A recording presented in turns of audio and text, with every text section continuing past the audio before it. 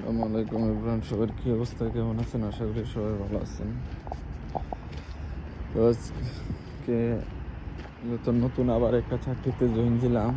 তারপরে দেখেন কি গাড়ির কী অবস্থা, গাড়ির যে বড় পার্কিং, গাড়ির পার্কিংয়ে রেখে হাইটা যেতে যেতে 1 ঘন্টা সময় নষ্ট হয়ে যায় কাজের যে কর্মস্থানে ঢুকতে ঢুকতে এত দূরে, এবং গাড়ির পার্কিংই পাওয়া যায় না।